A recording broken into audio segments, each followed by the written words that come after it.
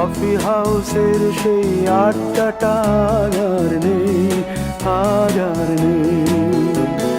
কোথায় হারিয়ে গেল সোনালি বিকেলগুলো সেই আর নেই। লা লা লা লা লা লা লা লা লা লা লা লা লা লা।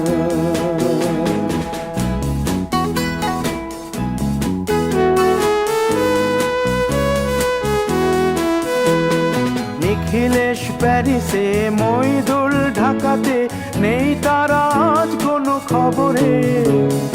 গ্র্যান্ডের গিটারিস্ট গোয়ানিজ ডিসুজা ঘুমিয়ে আছে যে আজ কবরে। কাকে যেন ভালোবেসে আঘাত পেয়ে যে শেষে পাগলা গারদে আছে রমা রায়।